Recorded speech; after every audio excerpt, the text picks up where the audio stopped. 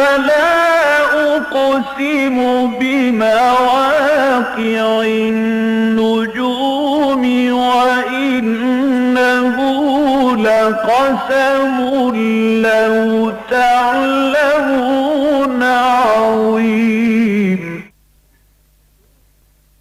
إنه لقرآن كريم في كتاب مكنون لا يمسه إلا المطهرون تنزيل من رب العالمين.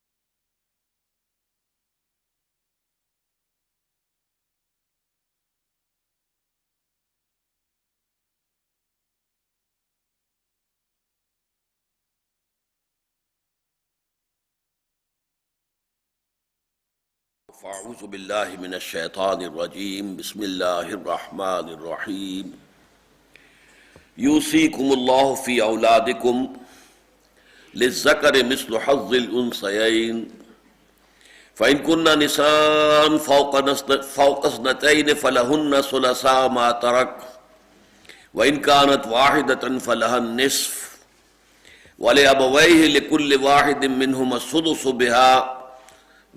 السدس مما ترك إن كان له ولد فإن لم يكن له ولد فورثه أبواه فلأمه الثلث فإن كان له إخوة فلأمه السدس من بعد وصية يوصي بها أو دين آباؤكم وأبناؤكم لا تدرون أيهم أقرب لكم نفعا فريضة من الله ان اللہ کان علیما حکیما ولکم نصف ما ترک ازواجکم ان لم یکن لہن ولد فإن کان لہن ولد فلکم الربع مما ترکن من بعد وصیۃ یوصین بها او دین ولہن الربع مما ترکتم ان لم یکن لکم ولد فإن کان لکم ولد فلہن الثمن مما ترکتم من بعد وصیۃ توصون بها او دین وَإِنْ كَانَ رَجُلٌ يُورَثُ كَلَالَةً أَوْ امْرَأَةٌ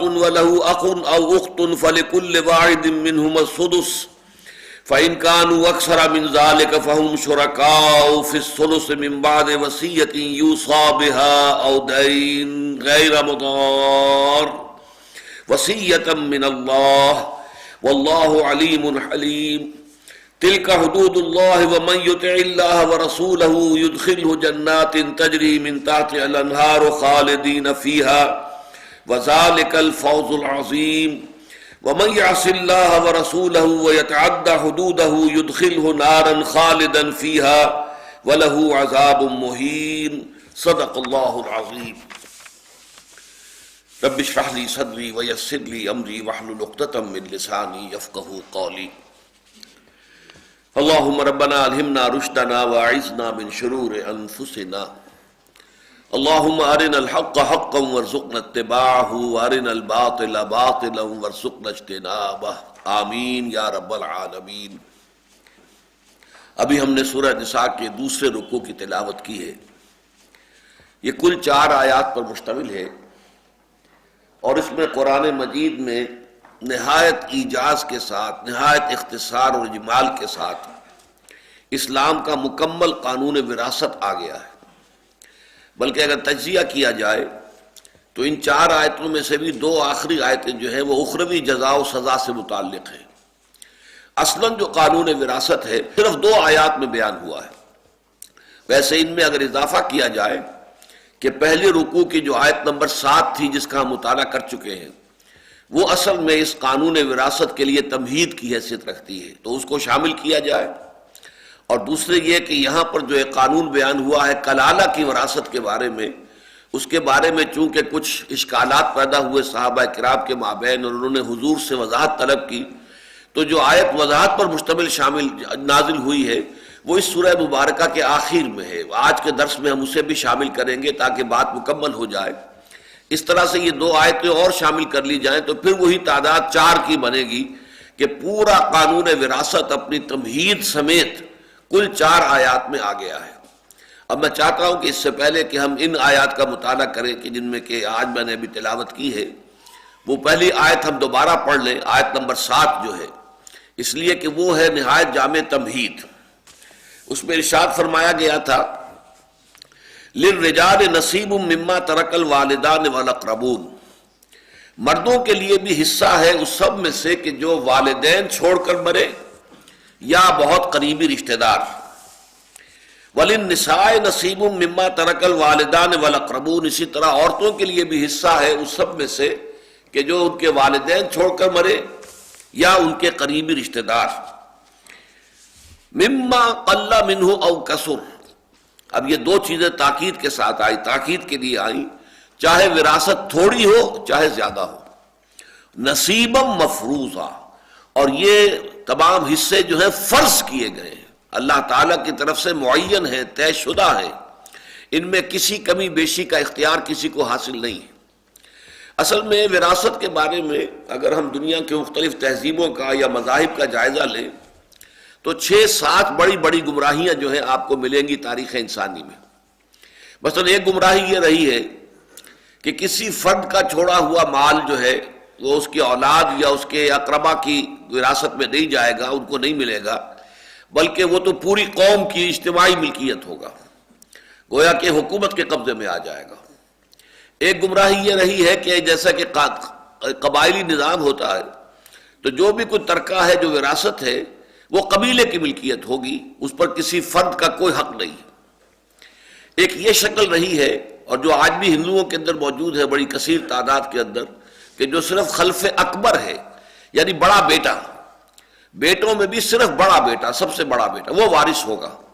اس میں ان کے پیش نظر یہ حکمت ہے کہ جائیداد جو ہے وہ تقسیم در تقسیم ہو کر چھوٹی نہ ہو جائے. اگر کسی کی کوئی چھوٹی سی ریاست ہے، وہ ریاست جو ہے کوئی بہت بڑا زمیندار ہے تو اس کی زمینداری جو کی تو قائم رہے، ورنہ وہ تقسیم ہوتے ہوتے ہوتے چاہے وہ 100 مربع تھی، ہوتے ہوتے ہو سکتا ہے 1-1 مربع، اور پھر وہ کنالوں کی تقسیم جو ہے بیگھوں کے اندر آ جائے. لہذا اس کو روکنے کے لیے انہوں نے طے کیا کہ یہ ایک ہی رہے اور یہ کہ سب سے بڑا بیٹا جو ہے وارث ہوگا. ایک اور روایت یہ تھی کہ میت کے متوفی کے فوت ہونے کے وقت اس کی اولاد میں سے، اولاد نرینہ میں سے جو جنگ کرنے کی صلاحیت رکھتے ہو، دفاع کی صلاحیت رکھتے ہو، گھڑ سواری کر سکتے ہو، تلوار بازی کر سکتے ہو، نیزہ بازی کر سکتے ہو، شمشیر زنی کر سکتے ہو، صرف وہ وارث ہوں گے. یعنی جو دفاع کی صلاحیت رکھنے والے وہ وارث ہوں گے. ایک یہ رائے تھی کہ عورت کا سرے سے کوئی حصہ ہے ہی نہیں، عورت جو ہے وہ وارث ہے ہی نہیں، عورت کا وراثت میں کوئی حصہ نہیں. بہت بعض جگہوں پر ترمیم کی گئی، بہت نرمی کی گئی، بہت بھلائی کی گئی عورتوں کے ساتھ. تو یہ کہا گیا کہ صرف جو منقولہ جائیداد ہے اس میں عورت کا حصہ ہوگا. کپڑے لتے ہیں، گھریلو سامان ہے جو ادھر سے ادھر منتقل ہو سکتا ہے، لیکن ظاہر بات ہے مکان ہے کسی کا وہ تو غیر منقولہ ہے، وہ تو ایک جگہ پر کھڑا رہے گا. زمین ہے کسی کی وہ غیر منقولہ ہے، وہ تو ایک ہی جگہ پر کھڑی رہے گی. تو صرف منقولہ اموال جو ہے ان میں سے کچھ حصہ جو ہے عورتوں کو بھی دیا جا سکتا ہے، غیر منقولہ جو جائیداد ہو، اموال ہو، ان میں کوئی حصہ نہیں. تو ان سب کی نفی ہے در حقیقت کہ جو اس ایک آیت میں کر دی گئی، اور یہ جامع ترین تمہید ہے. مردوں کا بھی حصہ ہے اس سب میں سے جو والدین چھوڑ کر فوت ہوں یا جو بہت قریبی رشتہ دار ہو. ظاہر بات ہے کہ اقرب کا لفظ یہاں پر آیا ہے، بل اقربون، یہ نہیں ہے کہ ویسے رشتہ دار تو سبھی بن جائیں گے. اماں حوا اور بابا آدم پر تو جا کر تمام انسان جو ہے وہ بہن بھائی بن جاتے ہیں، لیکن نہیں، جو قریب ترین رشتہ دار ہیں ان کا حصہ ہے. اسی طریقے سے وَلِلنِّسَاءِ نَصِيبٌ مِّمَّا تَرَكَ الْوَالِدَانِ وَالْأَقْرَبُونَ، یہ ہے وہ انقلابی اعلان کہ عورتوں کے لیے بھی حصہ ہے اس سب میں سے کہ جو ان کے والدین چھوڑ کر فوت ہوئے ہوں یا ان کے بہت قریب کے رشتہ دار چھوڑ کر فوت ہوئے ہوں. اور پھر 2 چیزیں جیسا کہ میں نے پہلے بھی عرض کیا تھا انتہائی تاکید کے لیے کہ اس کو لائٹلی نہ لیا جائے. یہ نہیں کہ بس اسے سفارش سمجھا جائے، نہیں، یہ اللہ کی طرف سے حکم ہے، واجب التنفیذ ہے. مما قل منہ او کثر، یہ بھی ہمارے ہاں اب بھی بڑے پیمانے کے اوپر یہ مغالطہ ہے. اجی یہ معمولی سی ہے چیز، کیا اس کے حصے بکھرے کرنے ہیں، یہ غلط بات ہے. گویا کہ وہ قرآن مجید کے اس حکم کی خلاف ورزی کر رہے ہیں. تھوڑی ہو وراثت زیادہ ہو، اس سے کوئی فرق واقع نہیں ہوتا. تقسیم ہونی چاہیے، اور تقسیم ہونی چاہیے نصیبا مفروضا، وہ حصے کہ جو اللہ تعالیٰ کی طرف سے معین کر دیے گئے ہیں. یہ ہے در حقیقت تمہید اب اس قانون کی جس کا آغاز اب ہو رہا ہے. سب سے پہلے یہ سمجھ لیجئے کہ کچھ اصطلاحات ہیں جو اسلام کے قانون وراثت کو سمجھنے کے لیے ضروری ہیں. ایک اصل کہلاتے ہیں والدین، اور ایک فرع شاخ وہ ہے اولاد، بیٹے اور بیٹیاں. تو اصل وراثت کا مسئلہ تو یہاں سے چلتا ہے کہ باپ اور ماں اور پھر وہ فرد کے جو مرد ہے یا عورت ہے اس کا انتقال ہوا ہے، اور پھر ان کی اولاد جو ہے بیٹے اور بیٹیاں ہیں. نمبر 2 میں یہ ہے کہ یہ جو فرد ہے جس کا انتقال ہوا ہے، مرد ہے تو اس کی رفیقہ حیات اس کی بیوی، اگر عورت ہے تو اس کا رفیق حیات یعنی اس کا شوہر. یہ گویا کہ نمبر 2 پر اس کے وارث بنتے ہیں. لیکن یہ کہ اصل وارثین یہی ہے. اس کے بعد یہ کہ اگر ان میں سے کچھ بچے مال کسی بھی شکل میں، تو پھر یہ ہے ان کے جو حصے مقرر کر دیے گئے ہیں اللہ تعالیٰ کی طرف سے، اس میں سے کچھ مال بچ گیا ہے تو پھر یہ بھائی بہنوں کی طرف جائے گا. بھائی بہنوں کا رشتہ جو ہے وہ در حقیقت متوفی کے ساتھ براہ راست نہیں ہے. بھائی بہنوں کا رشتہ جو ہے والدین کی وساطت سے ہے. یہ رشتہ جو ہے جا کر جڑے گا والدین کے حوالے سے، کہ والدین کی اولاد میں اس کے جو بھائی اور بہنیں ان تک وہ وراثت جائے گی، اس طریقے سے منتقل ہوگا.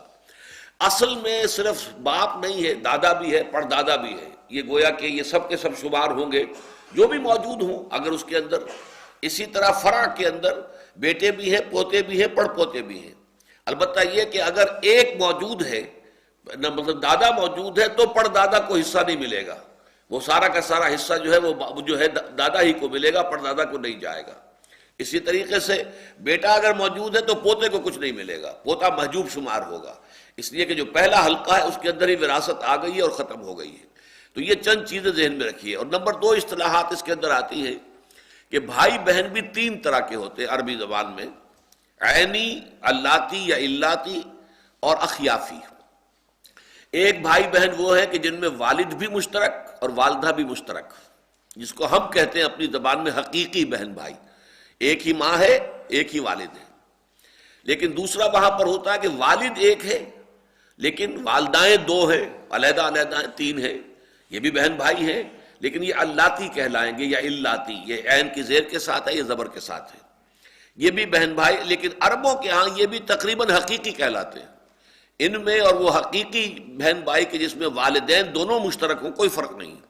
حقوق میں، ان کے درجے میں، ان کا رشتہ اخوت جو ہے اتنا ہی مضبوط ہے جتنا کہ ہماری ٹرم میں جو حقیقی ہیں. اسی طریقے سے در حقیقت یہ اللاتی بھائی بھی ہوتے ہیں. اور یہی لفظ حضور نے استعمال کیا ہے انبیاء کے لیے: نحن معاشر الانبیاء بنو اللاتی. ہم جو انبیاء ہیں ہم یہ در حقیقت اللاتی بہن بھائی ہیں. یعنی ہمارا دین ایک ہے، البتہ شریعتیں جدا جدا ہیں. جیسے اللاتی بہن بھائی وہ ہوتے ہیں کہ جن کا باپ ایک ہے، مائیں جدا جدا ہیں. تو ہمارا دین تو ایک ہے. شرع لکم من الدین ما وصی بہ نوحا والذی اوحینا الیک وما وصینا بہ ابراہیم وموسیٰ وعیسیٰ.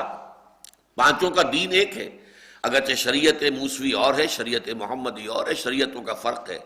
تو نحن معاشر الانبیاء، حضور نے فرمایا ہم جو انبیاء ہیں، ہماری جو جماعت ہے، ہمارا معاشرہ ہے، ہماری ایک امت ہے. قرآن مجید میں 2 جگہ آیا ہے: ان ھذہ امتکم امۃ واحدۃ وانا ربکم فاعبدون. اے نبیو، اے میرے تمام نبیوں اور رسولوں، تم سب ایک ہی امت ہو اور میں تم سب کا رب ہوں، پس میری ہی بندگی کرو. تو یہ ایک ہی امت ہے. حضور نے معاشر الانبیاء کا، نحن معاشر الانبیاء، ہمارا جو معاشرہ ہے انبیاء کا، بنو اللاتی، ہم در حقیقت باپ ہمارا ایک ہے لیکن مائیں ہماری جدا ہیں. تو یہ اللاتی بہن بھائی کہلاتے ہیں. نمبر 3 ہے اخیافی. اخیافی وہ ہوتے ہیں کہ جن میں ماں تو مشترک ہے، باپ علیحدہ ہے. ان کا درجہ ظاہر بات ہے کم تر ہے، ان کا رشتہ اخوت اس درجے مضبوط نہیں ہے. اس لیے کہ اسلام میں قانونی اعتبار سے اولاد کا تعلق زیادہ جو ہے وہ والد کے ساتھ ہے. ویسے یہ کہ احترام اور ادب اور خدمت والدہ کی زیادہ ہے، لیکن یہ کہ قانونی طور پر حق جو ہے وہ والد کا ہے. اس حوالے سے جب والد جدا ہو گئے تو وہ رشتہ اخوت جو ہے وہ اب اتنا مضبوط نہ رہا جتنا کہ اس شکل میں کہ والد ایک ہو. چاہے ماں بھی ایک ہو اور چاہے ماں جدا ہو، لیکن والد اگر ایک ہو تو چاہے وہ عینی ہو یا اللاتی ہوں، وہ ان کے ہاں حقیقی شمار ہوتے ہیں. البتہ اخیافی جو ہے ان کے درمیان فرق واقع ہو جاتا ہے. بس یہ چند اصطلاحات سامنے ہوں۔ اسی طریقے سے ایک اور بھی اصطلاحات جو ہے قانون وراثت پر اگر آپ کو کتاب پڑھیں گے تو ایک ذوی الفروض کہلاتے ہیں، یعنی جن کے حصوں کا تعین قرآن مجید کے اندر آیت کے اندر لفظاً ہو گیا ہے، وہ ہیں جن کے کہ فرائض مقرر کر دی اللہ تعالیٰ کی طرف سے، حصے معین ہو گئے۔ ایک عصبہ کہلاتے ہیں، عصبہ۔ عصبہ وہ ہے کہ جو جیسے کہ ہم کہتے ہیں نحن عصبہ، قرآن مجید میں آیا ہے سورہ یوسف میں کہ حضرت یوسف علیہ السلام کے بھائیوں نے کہا تھا کہ یہ حضرت یوسف اور ان کے جو بھائی ہیں بنیامین، لا یوسف و اخوہ احب الی ابینا منا ونحن عصبہ، یہ یوسف اور اس کا بھائی جو ہے یہ ہمارے والد حضرت یعقوب علیہ السلام کو بہت زیادہ محبوب ہے ہم سے، ہماری نسبت سے، حالانکہ ہم ایک جماعت ہیں پوری، ایک گروہ ہے، ایک طاقت ہے۔ تو عصبہ اس سے عصبیت کا لفظ بنا ہے، ایک گروہی طور پر آپ کے اندر احساسات ہوتے ہیں اور آپ اس گروہ کا ڈیفینڈ کرنے کے لیے ہر وقت جو ہے اپنے گروہی مفادات کو ڈیفینڈ کرنے کے لیے کمر کس لیتے ہیں، تو یہ عصبیت کہلاتی ہے۔ لیکن یہ کہ عصبہ عین کے زبر کے ساتھ جو آتا ہے وہ عصبہ تھا، یہ عصبہ ہے۔ عصبہ کہلاتے ہیں وہ جیسے کہ اب یہ ہمارے جو جوڑوں کے جو پٹھے ہیں کہ جو جوڑوں کو جوڑ کر رکھتے ہیں مضبوطی کے ساتھ، ہلنے نہیں دیتے، یہ عصبہ ہے۔ اعصاب اسی لیے ان کی جمع کی جاتی ہے، اعصاب، اعصاب ڈھیلے پڑ گئے ہیں، یعنی جوڑوں کے بند جو ہے وہ ڈھیلے پڑ گئے، پٹھے کمزور ہو گئے۔ تو عصبہ وہ ہے کہ جو کسی ایک خاندان کے اندر اس کے تمام رشتوں کو جوڑنے والے ہیں۔ ان میں ظاہر بات ہے کہ سب سے پہلے والدین ہیں کہ جن سے اصل میں اصل کہا جاتا ہے، جب ہم ویسے سوچتے ہیں تو والدین ٹاپ پر ہے، پھر ان کی اولاد ہوئی، پھر ان کی اولاد ہوئی، اور یہ بیچ والی جو ہے نسل اس کو متوفی یا متوفیہ ہم کہتے ہیں کہ اس کی پھر جو ہے وراثت منتقل ہوگی۔ تو ایک ہے ان کے اوپر والدین اور ایک ہے ان کے نیچے یعنی ان کی اولاد، یہ ہے سب سے پہلے وارث، اولین وارث یہ ہے۔ لیکن ویسے جب لفظ استعمال ہوتا ہے تو والدین کو اصل کہتے ہیں اور اولاد کو فرع کہتے ہیں، گویا کہ یہاں پر تشبیہ جو ہے وہ درخت کی ہے۔ درخت میں آپ کو معلوم ہے جڑ نیچے ہے، اس کے بعد تنا ہے، تنے کے بعد شاخیں ہیں، تو جڑ جو ہے وہ والدین ہے، پھر بیٹا وہ ہے یا بیٹی ہے جس کی کہ وفات کے اوپر اور یہ سارا وراثت کا معاملہ جو ہے زیر غور ہے، پھر ان کی شاخیں ہیں، اولاد جو ہے بیٹے اور بیٹیاں وہ ان کی شاخیں، وہ فرع کہلاتے ہیں۔ فرمایا یوصیکم اللہ، سب سے پہلے تو اللہ وصیت کر رہا ہے تمہیں، تاکید کر رہا ہے، حکم دے رہا ہے فی اولادکم، تمہاری اولاد کے بارے میں، للذکر مثل حظ الانثیین، بیٹے کے لیے دو بیٹیوں کے برابر کا حصہ ہے، یعنی بیٹے کو دوہرا ملے گا، بیٹی کو اکیلا ملے گا۔ سب سے پہلا فرق تو یہ کیا گیا بیٹی بھی وارث ہے، بیٹا بھی وارث ہے۔ وہ تو گویا کہ پہلے جو آیت ہم نے آیت نمبر 7 پڑھی ہے اس میں واضح ہو چکا، للرجال نصیب مما ترک الوالدان والاقربون وللنساء نصیب مما ترک الوالدان والاقربون، تو وارث ہونے کے اعتبار سے تو برابر ہیں، لیکن وراثت میں حصہ جو ہے وہ بیٹی کا جو ہے وہ نصف ہے، بیٹے کا اس کے مقابلے میں دگنا ہے۔ اچھا، اس کی جو علت اور حکمت ہے وہ بالکل صاف سمجھ میں آتی ہے، اس لیے کہ سارا معاملہ ہوتا ہے آپ کسی جز کو کل کے پس منظر میں رکھ کر دیکھیں۔ اسلام کا نظام کیا ہے؟ عائلی نظام، نان نفقہ لڑکے کے ذمے ہے۔ لڑکی جو اس کے گھر میں آئے گی بیوی بن کر، اس کو کوئی کمائی کرنے کی ضرورت نہیں ہے، اس کو اپنے آپ کو سپورٹ نہیں کرنا ہے، بلکہ اس کو سپورٹ کرنا شوہر کے ذمے ہے۔ اسی طریقے سے بیٹا شادی کرے گا تو اسے مہر دینا ہوگا، بیٹی کی شادی ہوگی تو اسے مہر ملے گا۔ اس حوالے سے اس میں بالکل عدل اور انصاف کی بات ہے کہ وراثت میں بیٹی کا حصہ جو ہے وہ آدھا رکھا گیا ہے بیٹے کے مقابلے میں۔ بیٹے نے ایک خاندان کو سپورٹ کرنا ہے، اس کی کفالت کرنی ہے، جبکہ بیٹی تو خود جو ہے کسی اور کی سپورٹ پر ہوگی، اس کا نان نفقہ جو ہے وہ اپنے شوہر کے ذمے ہوگا۔ اسی طریقے سے بیٹا شادی کرے گا تو مہر ادا کرے گا، بیٹی کی شادی ہوگی تو اسے مہر ملے گا۔ تو اس پورے کانٹیکسٹ میں رکھ کر دیکھیے تو یہ بات بھی میں سمجھتا ہوں کہ غیر معقول نہ ہوتی، معقول ہوتی کہ بیٹی کا کوئی حصہ وراثت میں نہ ہوتا، اس لیے کہ بیٹی کے اوپر کوئی جو ہے مالی ذمہ داری ہے ہی نہیں۔ بیٹی نکاح کرے گی تو اس کو مہر ملے گا، بیٹی کسی گھر جا کر آباد ہوگی تو اس کا نان نفقہ جو ہے شوہر کے ذمہ ہوگا، اس کی چونکہ مالیاتی ذمہ داری کوئی ہے ہی نہیں، لہذا اگر نہ بھی ہوتا حصہ تو بھی وہ غیر منطقی اور غیر معقول بات نہ ہوتی۔ لیکن قرآن مجید نے عورتوں کے سٹیٹس کو جو بلند کیا ہے، اوپر کیا ہے، ان کے اندر جو ہے ایک ترفع پیدا کیا ہے، اس کا یہ مظہر ہے کہ بیٹی کا حق جو ہے وہ بھی معین کیا گیا، صرف فرق یہ رکھا گیا ہے کہ بیٹے کا حصہ دگنا ہے، اس کے مقابلے میں بیٹی کا اکیرا ہے۔ بعض علماء نے بڑی عمدہ یہاں پر ایک نقطہ نکالا ہے کہ اس میں بیٹی کے حصے پر زیادہ زور ہے، یہ نہیں کہا گیا ہے کہ دو عورتوں کا حصہ جو ہے وہ ایک مرد کے برابر ہوگا، نہیں، یعنی مرد کا حصہ اصل نہیں ہے، اصل عورت کا حصہ ہے۔ للذکر مثل حظ الانثیین، گویا کہ اصل جو چیز ہے وہ لڑکیوں کا حصہ ہے، اور لڑکیوں کے حصے میں سے دو لڑکیوں کے حصے کے برابر جو ہے وہ لڑکے کا حصہ ہوگا۔ لڑکے کے حصے کا ذکر ہو رہا ہے لڑکیوں کے حصوں کے حوالے سے، نہ یہ کہ لڑکیوں کے حصے کا ذکر کیا جائے لڑکوں کے حصے کے حوالے سے۔ للذکر مثل حظ الانثیین فإن كن نساء، اب شکل پیدا ہوتی ہے، بیٹی فرض کیجئے صرف ایک ہے، بیٹا ایک ہے، اگر کوئی نہیں ہے اولاد میں اور ایک بیٹا ہے صرف، تو وہ کل کا وارث ہو جائے گا۔ بیٹی اگر ایک ہے تو وہ تو نصف کی وارث ہوگی، لہذا بقیہ نصف جو ہے وہ پھر جائے گا، وہ میں نے عرض کیا تھا وہ دوسرے قرابت داروں تک بات جائے گی، پھر اس لیے کہ وہ بہن بھائیوں تک معاملہ جائے گا، دوسرے دائرے کے اندر بات منتقل ہو جائے گی، لیکن اسے آدھا ملے گا۔ بیٹی پوری وارث نہیں ہو سکتی، اگر کسی شخص کی ایک ہی بیٹی ہے تو بیٹی کل مال کی وارث نہیں ہوگی، نصف کی ہوگی۔ دو ہوں یا دو سے زائد ہوں تو بھی وہ 2/3 سے زیادہ کی مالک نہیں ہوں گی۔ اگر دو ہیں تو ٹھیک ہے، ایک ایک تہائی دونوں کو مل گیا، 2/3 مل گیا۔ 3 ہے تو وہی 2/3 جو ہے 3 حصوں میں تقسیم کیا جائے گا۔ 4 ہے تو وہی 2/3 جو ہے وہ 4 حصوں میں تقسیم کیا جائے گا، اور وقس علی ذالک 5 ہے تو 5 میں تقسیم کیا جائے گا، لیکن ٹوٹل وراثت کے 2/3 سے زیادہ نہیں ہوگا۔ یہ بات یہاں بیان کی گئی۔ فإن كن نساء فوق اثنتین، اگر وہ ہوں بیٹیاں، عورتیں ہوں 2 سے زائد، فلہن ثلثا ما ترک، تو ان کے لیے ہوگا 2/3 اس میں سے جو چھوڑا گیا ہے مال، جس کی وراثت کا معاملہ آپ طے کرنے بیٹھے ہوئے ہیں، 2/3 ہوگا۔ وَإِن كَانَتْ وَاحِدَةً، اور اگر وہ ہو اکیلی، فَلَهَا النِّصْفُ، تو اس کو نصف ملے گا۔ اب یہاں خود بخود ایک بات واضح ہو گئی کہ اگر بیٹا ایک ہوگا تو پورا وارث ہو جائے گا، اس لیے کہ بیٹے کے لیے بیٹی سے دگنا حصہ ہے، تو بیٹی اگر اکیلی ہے تو نصف وراثت پا رہی ہے، تو بیٹا اگر اکیلا ہے تو وہ پوری وراثت کا جو ہے مالک ہو جائے گا۔ لیکن اس کو یہاں بیان نہیں کیا کیونکہ نہایت ایجاز ہے، نہایت اختصار ہے، ضرورت سے زیادہ ایک حرف جو ہے وہ بات نہیں کی جا رہی ہے، اور اسی کے اندر سمو لیا گیا ہے۔ اس پر بڑی بڑی کتابیں لکھی گئی ہیں، اور یہ فن جو ہے بڑا مشکل فن ہے، یہ علم الفرائض، اور حضور نے فرمایا بھی تعلم الفرائض، یہ وصیت اور یہ جو احکام ہے وراثت کے، اس کو خاص طور پہ سیکھا کرو۔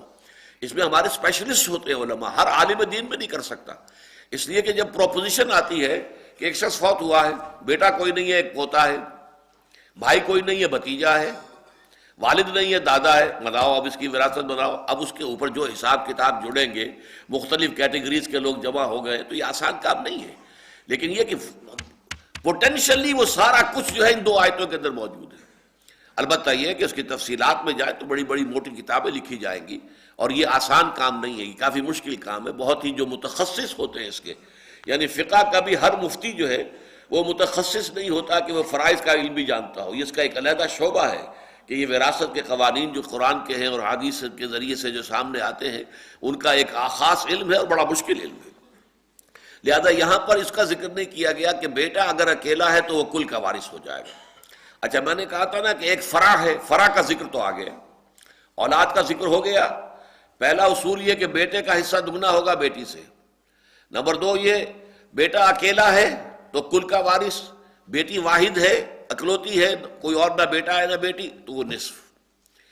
2 سے زائد ہیں بیٹیاں یا 2 ہیں تو 2/3 کے اندر شریک ہو جائیں گی۔ یہ قانون ہو گیا بیٹے اور بیٹی کے بارے میں۔ اب آئیے جو اصل ہے، جڑ ہے، وَلِأَبَوَيْهِ لِكُلِّ وَالِدٍ مِّنْهُمَا السُّدُسُ مِمَّا تَرَكَ إِن كَانَ لَهُ وَلَدٌ، اور اس کے جو والدین ہیں ابوین یعنی باپ بھی اور ماں بھی، اس کے والدین، لِكُلِّ وَاحِدٍ مِّنْهُمَا، ان میں سے ہر ایک کے لیے ہے السدس، چھٹا حصہ، مما ترکا، اس میں سے کہ جو چھوڑا ہے متوفی نے یا متوفا نے، ان کان لہو ولد، اگر اس کے اولاد بھی ہے۔ اگر جو شخص وہ مرد ہو یا عورت، ظاہر بات ہے وراثت تو دونوں شکلوں میں ہوگی، عورت فوت ہوئی ہے تو اس کی بھی وراثت ہوگی، اس کا بھی مال ہوگا، اسے اپنے والدین کی طرف سے کوئی جائیداد مل گئی تھی، وہ اب جو ہے وہ جائیداد اس کے پاس برقرار رہی ہے، اس کے انتقال کے بعد وہ جائیداد تقسیم ہوگی، تو مال جو ہے وہ مرد کا بھی ہو سکتا ہے، عورت کا بھی ہو سکتا ہے۔ تو وہ جو فوت ہوا ہے یا ہوئی ہے، اگر اس کے ہاں کوئی اولاد ہے تو والدین میں سے ہر ایک کو چھٹا چھٹا حصہ، گویا کہ کل 1/3 میں دونوں کے حصے آ جائیں گے۔ فَإِن لَمْ يَكُنْ لَهُ وَلَدٌ، اور اگر اس کے لیے کوئی ان کے جو فوت ہوا ہے یا ہوئی ہے اس کے کوئی اولاد نہ ہو، وَوَرِثَهُ أَبَوَاهُ، اب ظاہر بات ہے کہ جب فرع میں کوئی نہیں ہے تو پوری وراثت والدین کو، اصل کو چلی جائے گی، والدین کی طرف منتقل ہو جائے گی۔ فَلِأُمِّهِ الثُّلُث، تو اس کی ماں کے لیے ہوگا تہائی۔ اچھا، ماں کے لیے تہائی ہوگا تو باپ کے لیے 2/3 از خود ہو گیا، گویا کہ وراثت منتقل ہو جائے گی کل کی کل ماں باپ کے مابین، ماں کو تہائی، باپ کو 2/3۔ جیسے وہاں بیٹے کا حصہ بیان نہیں کیا گیا تھا کہ بیٹا اگر اکیلا ہو تو کل کا وارث بن جائے گا، یہاں بھی ماں کا حصہ بیان کر کے چھوڑ دیا گیا۔ فَلِأُمِّهِ الثُّلُث فَإِن كَانَ لَهُ إِخْوَةٌ فَلِأُمِّهِ السُّدُسُ مِن بَعْدِ وَصِيَّةٍ يُوصِي بِهَا أَوْ دَيْنٍ، اور اگر اس کے بہن بھائی بھی ہو اس فوت ہونے والے یا وہ فوت ہونے والی کے، تو پھر ماں کے لیے صرف 6واں حصہ رہ جائے گا، وہی کہ جو پہلے تھا۔ باقی کس کو ملے گا؟ اب اس میں 2 رائے ہیں۔ جو حنفی مکتب فکر ہے اس میں تو تقریباً اجماع ہے کہ باقی 5/6 پورا باپ کو چلا جائے گا، یہ اس پر اجماع ہے۔ اگرچہ حضرت عبداللہ ابن عباس رضی اللہ تعالی عنہما کی رائے یہ ہے کہ نہیں، اس شکل میں یہ ہوگا کہ سدس، جیسا کہ کہا گیا تھا کہ اگر اولاد ہے تو سدس رہے گا دونوں کے لیے، باپ کے لیے بھی باپ کے لیے بھی 6واں حصہ۔ ایسے ہی اگر بھائی بھی موجود ہے تو بھی والدین کا حصہ جو ہے وہ 6واں رہ جائے گا، والد کا بھی والدہ کا بھی۔ پھر اس میں سے جو بچے گا وہ کتنا بچے گا؟ ماں کے لیے 1/3 نکل گیا اور باپ کے لیے دونوں کے مل کر 1/3 نکل گیا، تو باقی جو اب بچے گا 2/3 یہ پھر بہن بھائیوں کے اندر تقسیم ہو جائے گا۔ یہ رائے ہے حضرت عبداللہ ابن عباس کی رضی اللہ تعالی عنہما، لیکن یہ کہ ہمارے ہاں اجماع جو ہے فقہ حنفی میں وہ اس پر ہے کہ نہیں، باقی 5/6 پورا کا پورا والد کو ملے گا۔ واللہ عالم۔ من بعد وصیۃ یوصی بہا او دین، لیکن یہ جو تقسیم وراثت ہوگی اس سے پہلے 2 چیزیں پوری کی جائیں گی، بلکہ یہاں بیان نہیں کیا گیا، اسلامی فقہ میں ایک تیسری چیز بیان کی گئی ہے، اور وہ تیسری سب سے پہلے ہے۔ وہ تیسری شے کیا ہے؟ میت کی تجہیز و تکفین۔ اب اس کے لیے کفن خریدنا ہے، اس کے لیے اور کچھ جو بھی سامان ہے، فرض کیجئے کہیں قبر جو ہے اس کی بھی زمین خریدنی پڑتی ہے وغیرہ وغیرہ، جو بھی تجہیز و تکفین و تدفین، اس پر جتنا کچھ خرچ ہوگا پہلے اس کی وراثت میں سے وہ نکالا جائے گا۔ یہ قانون کا معاملہ یہی ہے۔ اب ہمارے ہاں تو ان چیزوں کے بارے میں ہم سوچیں گے تو یہ ہوگا کہ یہ کون سوچتا ہے، یہ تو ظاہر بات ہے کہ اس کے ورثاء جو ہے کوئی ایک ہی اس میں سے جو ہے پورا بوجھ اٹھا لیتا ہے، ذمہ داری۔ ایک ہے بالفعل کیا ہو رہا ہے، ایک یہ کہ قانون کیا ہے۔ قانون یہ ہے کہ متوفی یا متوفیہ جو بھی فوت ہوا ہے یا ہوئی ہے، اس کے تجہیز و تکفین و تدفین پر جو خرچ ہو وہ اس کی وراثت میں سے نمبر 1 لیا جائے گا۔ اس میں خام خواہ جو ہے کوئی یعنی فضول خرچی بھی نہ کی جائے، اس لیے کہ کسی کا اپنا مال تو جانی رہا، وہ تو میت کا مال ہے، نہیں، بلکہ ٹھیک ٹھیک حساب کے ساتھ جو ہے خرچ ہو، لیکن پہلا خرچ وہ ہوگا۔ دوسرا، یہاں اگرچہ قرآن مجید میں 3-4 دفعہ دہرا کر آیا ہے من بعد وصیت یوصی بہا دین یا توصون بہا دین، یہ آیا ہے مختلف، وصیت کو پہلے رکھا ہے، دین کو بعد میں، لیکن شریعت کے اندر جو ہے احادیث نبویہ کی روح سے پہلے دین ہوگا پھر وصیت آئے گی۔ یہ میں بعد میں عرض کروں گا کہ کیوں قرآن مجید وصیت کے لفظ کو جو ہے وہ پہلے لا رہا ہے، جبکہ بالفعل منطقی طور پر بھی عقلی طور پر بھی یہ بات ہے کہ سب سے پہلے اس کے ذمے جو قرض ہے وہ ادا ہونا چاہیے۔ ایک فوت ہوا ہے شخص یا فوت ہوئی ہے کوئی خاتون، اس کے ذمے قرض تھا، تو سب سے پہلے قرض ادا ہونا چاہیے۔ سب سے پہلے تو میں نے عرض کیا کہ اس کی تجہیز و تکفین و تدفین پر جو خرچہ ہے، نمبر 2 پر جو قرض اس کے ذمے وہ ادا کیا جائے۔ اس کے بعد آئے گا نمبر 3 وصیت، جو وصیت اس نے کی ہو، لیکن وصیت میں شرط یہ ہے کہ 1/3 سے زیادہ کی وصیت جو ہے وہ قابل تنفیذ نہیں ہوگی۔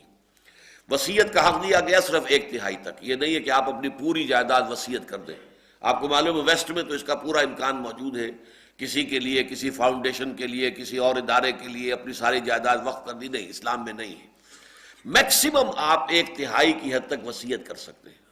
اور نمبر 2 یہ کہ کسی وارث کے لیے وصیت نہیں ہے، لا وصیت لوارث، جس کا حصہ مقرر ہے، بیٹا وارث ہے، بیٹی وارث ہے، باپ وارث ہے، ماں وارث ہے، بیوی وارث ہے، شوہر وارث ہے، وارث کے لیے کوئی حصہ نہیں ہوگا وصیت کے اندر۔ اگرچہ بعض حضرات نے اس کے اندر یہ کہا ہے کہ اگر تمام ورثاء متفق ہو جائیں تو کسی وارث کے اوپر بھی وصیت کا اطلاق ہو سکے گا، اگر تمام ورثاء، اس لیے کہ ظاہر بات ہے کہ سب کا حق اس میں شامل ہے۔ کہ اگر وارث کو جو ہے کوئی حصہ مزید دیا جا رہا ہے تو ایک حصہ تو اسے اپنی وراثت کے حق کے بنا پر مل رہا ہے کہ اس کا حصہ اتنا ہے، تہائی ہے، چوتھائی ہے، پانچواں ہے، آٹھواں ہے، جو بھی ہے، لیکن یہ کہ مزید اس کو وصیت کے طور پر مل رہا ہے، تو یہ چیز اگر تو تمام ورثاء متفق ہو جائیں تب تو یہ اپلیکیبل ہوگی، ورنہ نہیں۔ لیکن عام اجماع اسی پر ہے، لا وصیت لوارث، کسی وارث کے لیے وصیت نہیں ہے۔ تو وصیت کے لیے دو چیزیں آپ نے نوٹ کر لی، نمبر ایک یہ کہ ایک تہائی سے زیادہ بھی نہیں ہوگی، اگر کسی نے کر دی ہے وصیت ایک تہائی سے زیادہ کی تو بھی وہ اس کے اندر نافذ نہیں ہوگی، تنفیذ اس کی ہوگی ایک تہائی کی حد تک، اس سے زیادہ نہیں۔ لیکن یہ کہ وصیت کو کیوں ذکر کیا گیا ہے دین سے مقدم، اس لیے کہ وصیت کی ایسا نہ ہو کہ لوگ اس کی اہمیت کو نہ سمجھیں، وصیت کی اپنی جگہ پر اہمیت ہے۔ دین کا معاملہ تو یہ ہے کہ کوئی مطالبہ کرنے والا باہر کھڑا ہوا ہے، وہ کہہ رہا ہے صاحب میرا یہ قرض تھا ان کے ذمے اور یہ دیکھو یہ ثبوت ہے، یہ ان کا اقرار نامہ ہے اور یہ قرض ادا نہیں ہوا ہے، تو دین تو آپ کو دینا ہی دینا پڑے گا، اس لیے کہ اس کے لیے تو قرض خواہ جو ہے جو بھی ہے جس کا مطالبہ حق ہے وہ کھڑا ہے۔ وصیت والے کو تو چونکہ یہ بغیر کسی حق کے مل رہا ہے، اس کے لیے تو چھپر پھاڑ کر گویا کہ کوئی چیز اللہ تعالیٰ کی طرف سے اسے مل رہی ہے، تو ادھر سے مطالبہ جو ہے وہ مضبوط نہیں ہے، لیکن اللہ کی طرف سے اس کی تاکید کرنی مقصود ہے، اس لیے دین سے بھی پہلے وصیت کا ذکر کیا گیا تینوں مقامات پر جو ہم ابھی پڑھیں گے۔ پہلا یہ آیا ہے من بعد وصیت یوصی بہا او دین، متوفی مرد ہو یا عورت ہو، جو بھی وصیت اس نے کی ہو اس کو پورا کر کے اور قرض کو پورا کر کے۔ تعمیل میں قرض پہلے آئے گا، وصیت بعد میں آئے گی، اور وصیت ایک تہائی سے زیادہ میں نافذ نہیں ہوگی، اور وصیت کسی وارث کے لیے نہیں ہوگی۔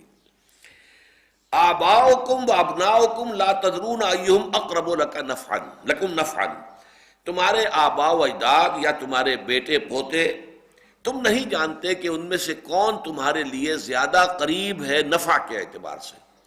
یعنی انسان اگر قانون بنائے گا کس کا حق زیادہ ہونا چاہیے تو یہ دیکھے گا کہ کس کے ساتھ متوفی کا حق زیادہ وابستہ ہے، کون زیادہ نافع تھا۔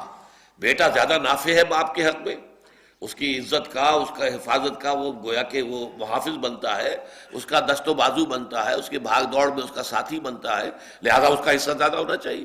یعنی انسان اگر سوچے گا تو اس کے عقل جو ہے وہ، اور بیٹی تو ظاہر بات ہے کہ کسی اعتبار سے بھی نافع ہے ہی نہیں، یعنی خاص طور پہ قبائلی زندگی کے اندر بیٹی کی کیا حیثیت ہے، کچھ بھی نہیں ہے، اس حوالے سے بیٹی کا کوئی حق نہیں ہونا چاہیے۔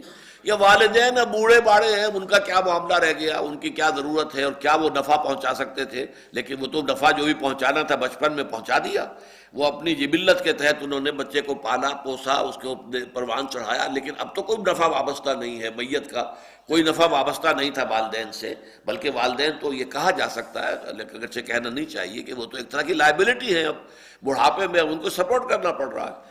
تو تم اگر قانون بناؤ گے تو تمہارے اپنے اور معیارات ہوں گے، اور پھر وہ ہر شخص کا اپنا معیار جدا ہوگا، وہ قانون بنانے میں اپنے اپنے معیار کے مطابق جو ہے وہ فرق کرے گا، لیکن یہاں یہ ہے کہ تم نہیں جانتے کہ کون زیادہ اقرب ہے نفع کے اعتبار سے اور کون نہیں ہے۔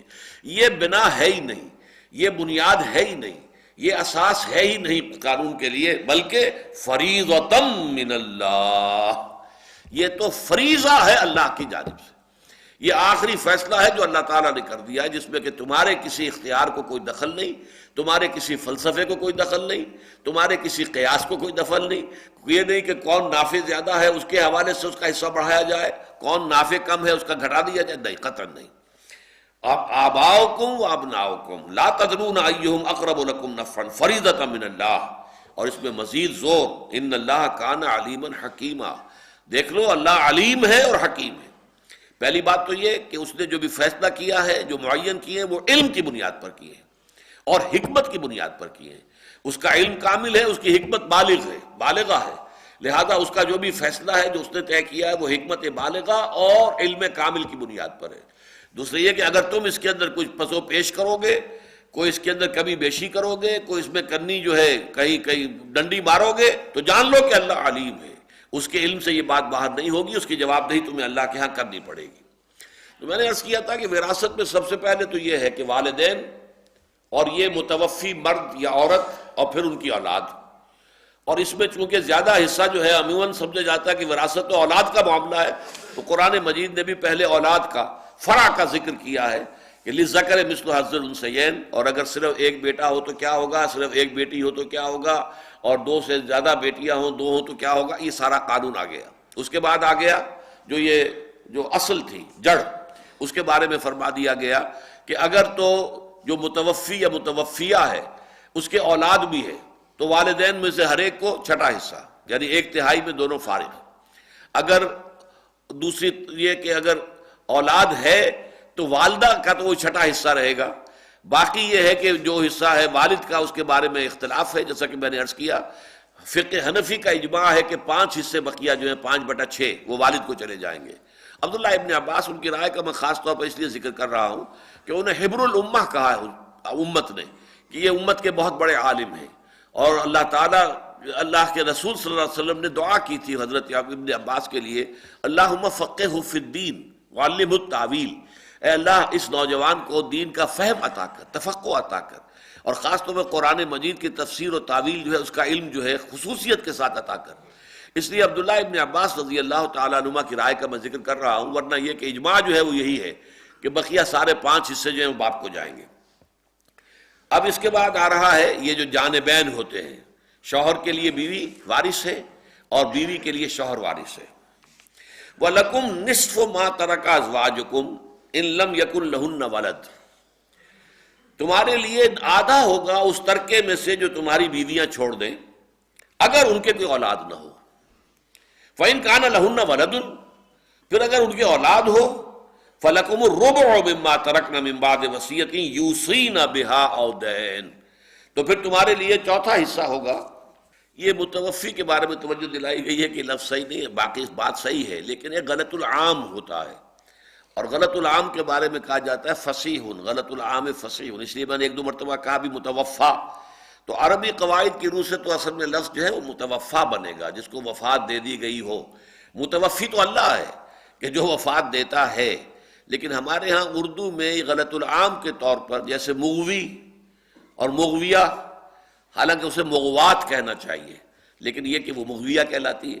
بہرحال یہ غلط العام جو ہے وہ ہمارے عام استعمال میں اردو میں اس کا استعمال جائز ہے، اگرچہ صحیح بات یہی ہے کہ وہ متوفا کہلانا چاہیے۔ وَلَكُمْ نِصْفُ مَا تَرَكَ أَزْوَاجُكُمْ إِن لَّمْ يَكُن لَّهُنَّ وَلَدٌ، اور تمہارے لیے ہوگا آدھا اس میں سے جو تمہاری بیویاں چھوڑ کر فوت ہو گئی ہوں اگر ان کے اولاد نہ ہو۔ فَإِن كَانَ لَهُنَّ وَلَدٌ، پھر اگر ان کے لیے اولاد ہے ان کے پاس، چاہے وہ اس شوہر سے ہی ہو جس کا معاملہ ہو رہا ہے ابھی، اور چاہے وہ کسی سابقہ شوہر سے ہو، اگر اولاد ہے، اگر اس عورت کے اولاد ہے تو تمہارے لیے پھر چوتھا حصہ رہ جائے گا مما ترکنا، اس میں سے جو انہوں نے چھوڑا، من بعد وصیت یوصین بہا او دین، یہ دوسری مرتبہ دہرا کر آ گیا، اس کے بعد کہ وصیت جو کی گئی ہے وہ ایگزیکیوٹ ہو چکی ہو، اور دین یا پھر قرضہ وہ ادا ہو چکا ہو۔ عمل میں نے آپ کو بتایا کہ قرضہ مقدم ہے، وصیت بعد میں آئے گی۔ فرض یہ قرضہ اتنا ہے کہ ساری وراثت اسی میں ختم ہو گئی تو وصیت کا کوئی سوال ہی پیدا نہیں ہوگا، نہ وصیت رہی نہ کسی کا کوئی حصہ رہا، قرضہ ہی اتنا تھا، تو قرض پہلے آئے گا، پہلے تجہیز و تکفین و تدفین کے اخراجات، اس کے بعد قرض، اس کے بعد پھر وصیت، پھر تقسیم ہوگی باقی ورثاء کے اندر۔ وَلَهُنَّ الرُّبُعُ مِمَّا تَرَكْتُمْ إِن لَّمْ يَكُن لَّكُمْ وَلَدٌ، اور ان کو ملے گا چوتھائی حصہ اس میں سے جو تم چھوڑ مرو اگر تمہارے اولاد نہ ہو۔ اگر جو فوت ہوا ہے متوفی یا متوفا جو مرد ہے وہ اگر جو ہے اس کے اولاد نہیں ہے تو پھر یہ ہے کہ عورتوں کو جو ہے ملے گا، بیوی کو ملے گا وہ چوتھا حصہ۔ اچھا بیویاں 1 سے زائد ہیں، 2 ہیں، 3 ہیں، 4 ہیں، تو اس چوتھے میں تقسیم ہوگی، اس چوتھے حصے سے زائد حصہ بڑھے گا نہیں، بلکہ یہ کہ جتنی بیویاں ہیں ان میں برابر برابر وہ چوتھائی حصہ جو ہے وہ تقسیم ہو جائے گا۔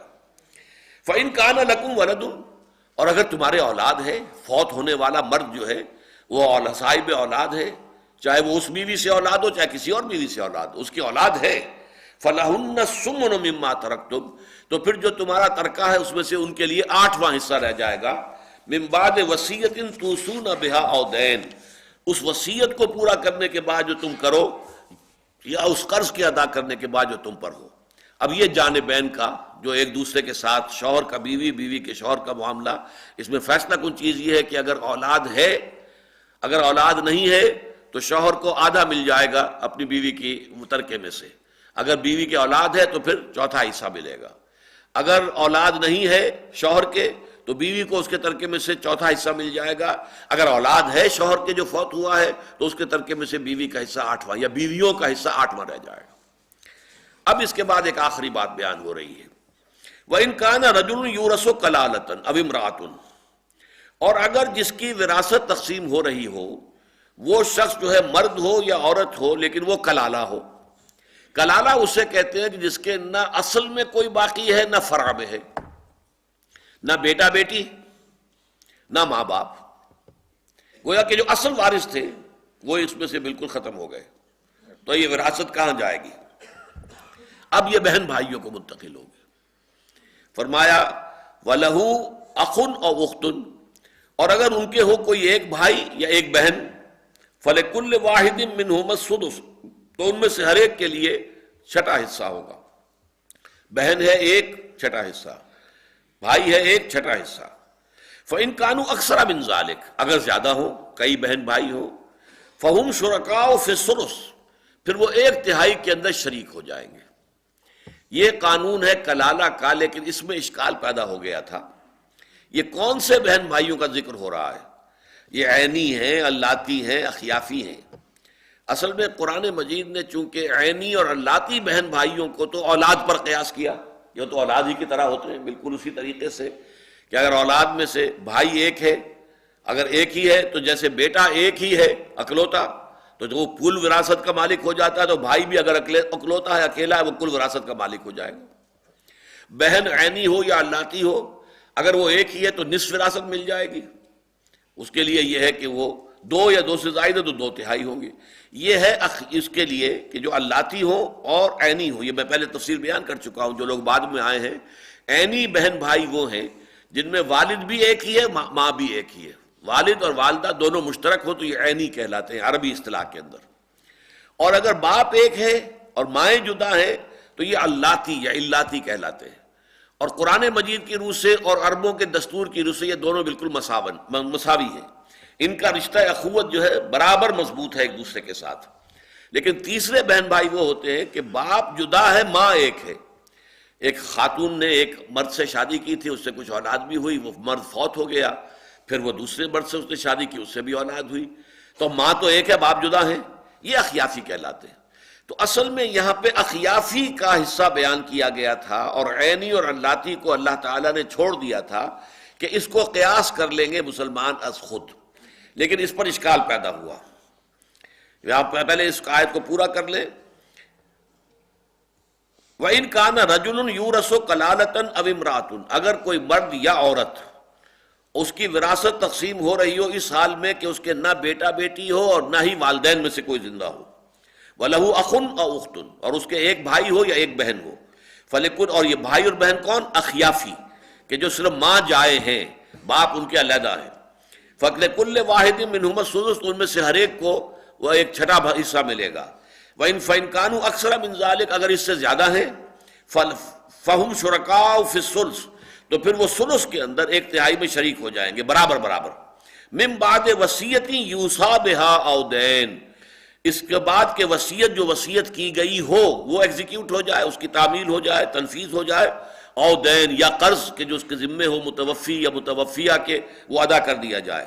غیر مضار، یہ ایک اضافی قید لگائی گئی ہے، کسی کو ضرر پہنچانا مقصود نہ ہو. یہ قواعد و ضوابط جو ہے ان کو کھیل نہ بنا لیا جائے، بلکہ بڑی نیک نیتی کے ساتھ ان کا جو ہے اس کی تنفیذ ہونی چاہیے. وصیتم من اللہ، اور یہ وصیت ہے، یہ حکم ہے، یہ تاکید ہے اللہ کی طرف سے. پھر زور دیکھیے کہ پہلے دو مرتبہ ہم دیکھ چکے ہیں کہ یہ نصیبم مفروضہ، یہ اللہ تعالیٰ کی طرف سے ہے، طے شدہ ہے. مما قل منہ او کثر، کم ہو یا زیادہ ہو، اس کے اندر وراثت کے یہ قوانین آئیں گے. واللہ علیم حلیم، اللہ تعالیٰ سب کچھ جاننے والا، کمال حلم والا ہے. اس کے حلم پر دھوکہ نہ کھاؤ کہ وہ تمہیں پکڑ نہیں رہا ہے. اس کی پکڑ جب آئے گی تو ان بطش ربک لشدید، پھر اس کی پکڑ بڑی سخت ہوگی.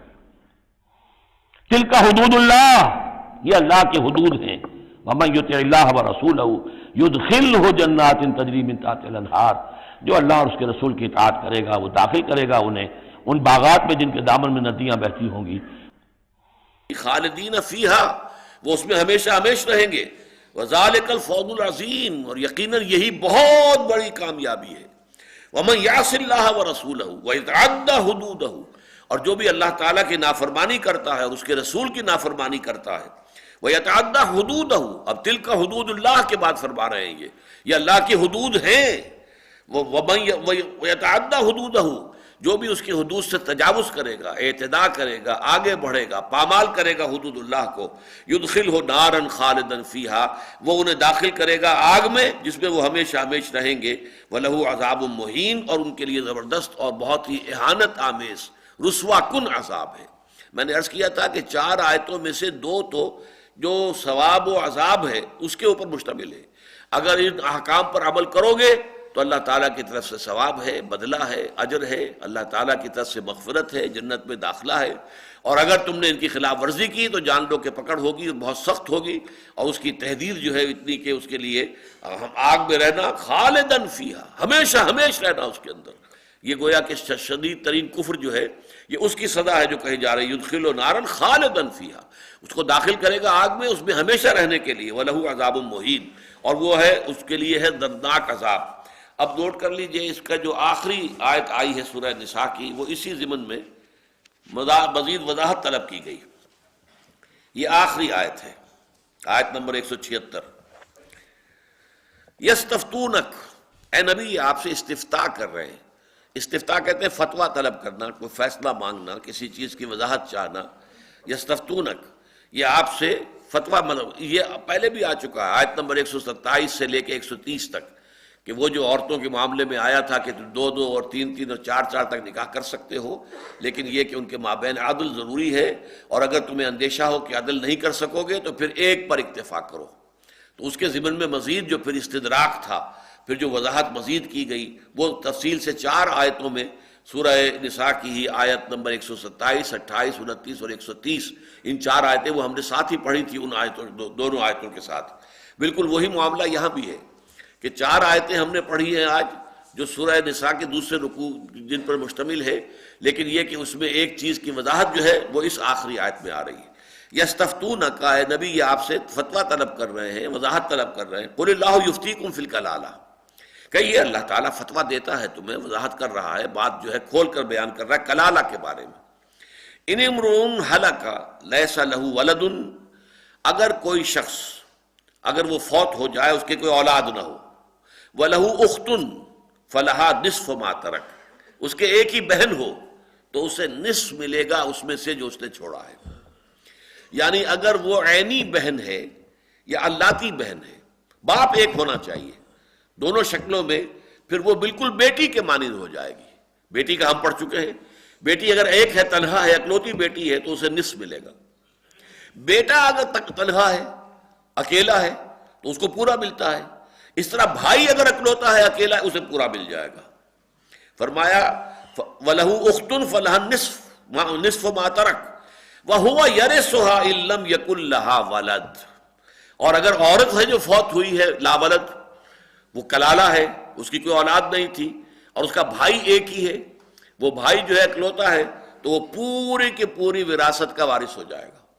جیسے کہ بیٹا اگر اکیلا ہے تو وہ بھی پوری وراثت کا حقدار ہے، اس طرح بھائی اگر اکیلا ہے وہ ہونا چاہیے عینی یا اللاتی، اخیافی نہ ہو. اخیافی بھائی کا حصہ چھٹا حصہ ہے، اس سے زائد بڑھے گا نہیں، لیکن یہ کہ عینی ہو، اللاتی ہو، تو وہ بالکل اولاد ہی کے مانند، جیسے کہ بیٹی اکیلی ہے تو نصف کی وہ مالک ہو جائے گی، بہن اکلوتی ہے اگر وہ عینی ہے یا اللاتی ہے تو نصف کی مالک ہو جائے گی. بیٹا اگر تنہا ہے وارث، پوری وراثت کا مالک ہوگا. اسی طرح بھائی اگر تنہا ہے، عینی اور اللاتی، تو وہ بھی پوری وراثت کا مالک ہو جائے گا. ان امرؤ ہلک لیس لہ ولد ولہ اخت فلہا نصف ما ترک وہو یرثها ان لم یکن لها ولد فان کانت اثنتین فلہما الثلثان مما ترک. اور اگر وہ 2 بہنیں ہوں تو جیسے کہ 2 بیٹیوں کا معاملہ تھا، اگر 2 بیٹیاں ہی وارث ہیں تو 2/3 کے اندر شریک ہو جائیں گی، اور 2 سے زیادہ ہوں تو بھی وہ 2/3 کے اندر شریک رہیں گی. 2/3 کو برابر برابر انہیں تقسیم کر دیا جائے گا. ایک شخص 8 بیٹیاں چھوڑ کر مر گیا ہے تو 2/3 وراثت میں سے ان کے حصے بنائے جائیں گے. 2/3 میں سے 8 حصے بنائے جائیں گے، تو گویا کہ 8 × 24، 2/24، 1/12 حصہ ہر ایک کو ملے گا. تو یہ شکل رہے گی اگر معاملہ یہ ہو کہ اس کے بہنیں ہوں 2 سے زائد. وَإِن كَانُوا إِخْوَةً رِجَالًا وَنِسَاءً، اور آخری شکل کیا ہے؟ اگر وہ ہوں بہن بھائی، بھائی بھی ہوں بہنیں بھی ہوں، فَلِلذَّكَرِ مِثْلُ حَظِّ الْأُنثَيَيْنِ، تو جو سب سے پہلا لفظ آیا تھا کہ یوصیکم اللہ فی اولادکم للذکر مثل حظ الانثیین، تو جیسے اولاد میں بیٹے بھی ہیں بیٹیاں بھی ہیں، تو ہر بیٹے کو ہر بیٹی کے مقابلے میں دگنا ملے گا. اسی طریقے سے بہن بھائی جو ہیں بشرطے کہ وہ عینی ہوں یا اللاتی ہوں. اخیافی کا معاملہ وہ تھا کہ جو دوسرے رکوع میں بیان ہو چکا ہے، وہ علیحدہ رہے گا. یہاں پر اصل میں عینی اور اللاتی کے ذکر اللہ تعالیٰ نے اس لیے نہیں فرمایا تھا کہ اس کو قیاس کیا جانا چاہیے اور قیاس کیا جا سکتا تھا اولاد کے اوپر، لیکن چونکہ یہ کہ لوگوں کو اس میں اشتباہ ہوا اور شک رہا، لہذا انہوں نے سوال کیا، وضاحت طلب کی، تو یہ وضاحت کر دی گئی. یبین اللہ لکم ان تضلوا، دیکھو اللہ تمہارے لیے بات کو واضح کر رہا ہے تاکہ تم گمراہ نہ ہو جاؤ، بھٹک نہ جاؤ. اللہ نے ہر چیز کو کھول کھول کر بیان کر دیا، حالانکہ یہ شے اس کے اندر مثبت تھی، اس کو تم قیاس کر سکتے تھے، لیکن اس کے باوجود جب تمہیں اشتباہ ہوا، تمہیں شک کا سامنا ہوا، ہم نے اس کی بھی مزید وضاحت کر دی ہے. یبین اللہ لکم ان تضلوا، یہاں ان کے معنی ہے مبادا، اللہ تعالیٰ تمہارے لیے واضح کر رہا ہے مبادا تم گمراہ ہو جاؤ، بھٹک جاؤ. واللہ بکل شیء علیم، اور اللہ ہر چیز کا علم رکھنے والا ہے. اصل میں تو تمہیں سیدھے راستے پر قائم رکھنے والی بات یہ یقین ہے کہ اللہ کے علم میں ہے تمہارا ہر عمل، تمہارا ہر قول، اور تمہیں اپنے ہر عمل اور ہر قول کی جواب دہی اللہ کی عدالت میں کرنی ہوگی. بارک اللہ لی ولکم فی القرآن العظیم ونفعنی وإیاکم بالآیات والذکر الحکیم.